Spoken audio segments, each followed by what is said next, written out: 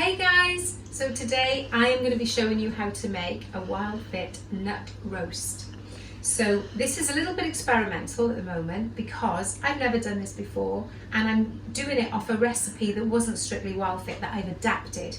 So what I will do is I will put this to the test today and then I will adapt the recipe to something that I think is absolutely bang on. But today this is about method, not recipe. It's going to be more or less the same. So we start with some nuts. These are chopped nuts. Any combination of chestnuts, macadamia nuts, almonds, Brazil nuts, pecan nuts, pine nuts, all good. But they want to be chopped so that they're not blended, but chopped so that they're really small chunks. So I've got about 450 grams in there. We've got one grated carrot. I've got a little bit of grated butternut squash as well, but I'm not sure how much of that I need. It's a big carrot.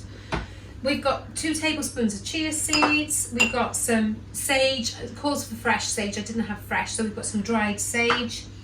Here we've got some beautifully chopped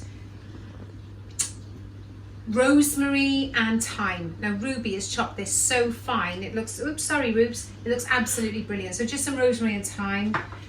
We've got coconut flour, finely chopped garlic, finely chopped onion, red onion, doesn't matter which. We've got half a cup of water, some pepper and salt, and actually I'm going to throw in an egg as well. So how we do this is we put all the ingredients except for the nuts in a big bowl. So in goes my carrot. Oh, the original recipe called for grated parsnip as well, and I don't have any parsnip, but I'm sure that would be absolutely lovely. Finely chopped onion.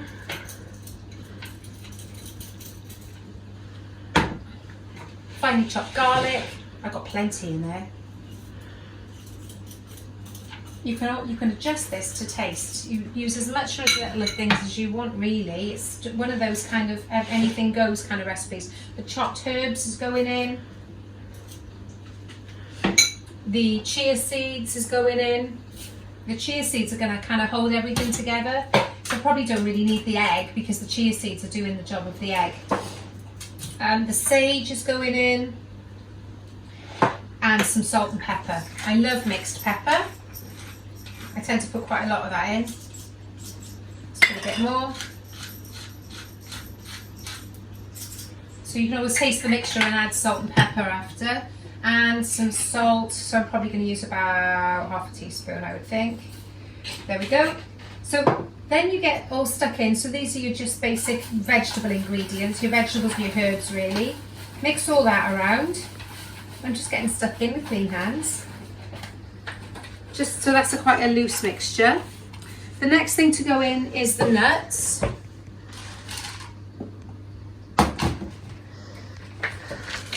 And toss all that around.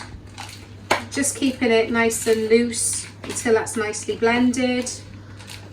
I don't know how much coconut flour is going to be needed for this. So here I am doing half a cup. We'll see how that goes in the recipe because coconut flour can dry things out. I will report back.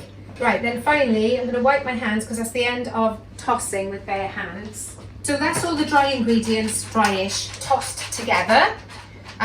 Then we want our wet ingredients. So we want half a cup of water and an egg. I'll just break an egg into that. And then we'll just mix again. Making sure I've broken the yolk.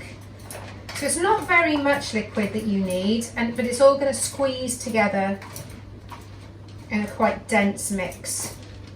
I've got the oven on, preheated to 200 degrees C, so that's quite hot. And the other thing I've got is I've got a tin lined. So a little loaf tin. In fact, it looks like I've made slightly too much to fit in the loaf tin, which is absolutely fine because what I can do is I can make some smaller ones with what's left. So once you've got the liquid all mixed in, I am going to taste the mixture. Really good. I'm going to put some more pepper in. I've got some ready ground mixed pepper there because I do it quite a lot. Really delicious. Maybe a bit more sage. Yeah, I think that's bang on with the salt and pepper now. So I'm just going to give it one final mix to get that seasoning mixed all the way through. I was going to say, squeeze it down a bit and let it sit in the bowl, but I don't need to let it sit in the bowl. I can actually put it in the tin, then squeeze it down, then let it sit.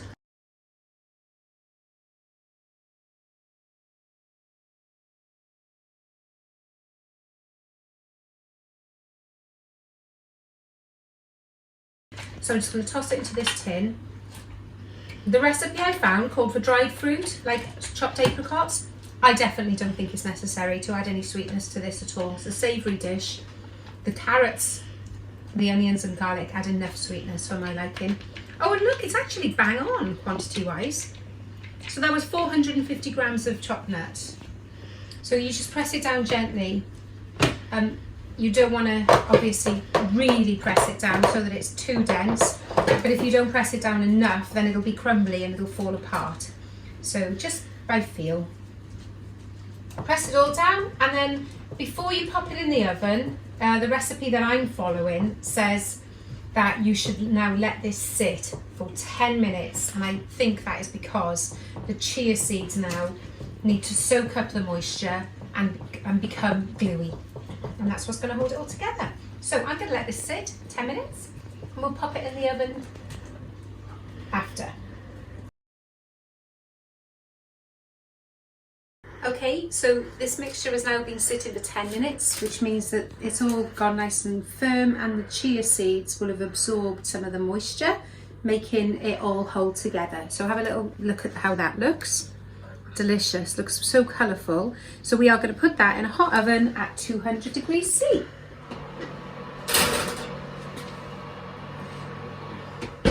For 45 minutes. So this is a finished thing.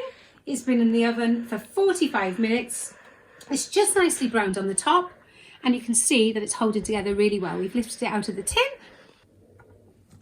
Sharp knife, go gently. There you go.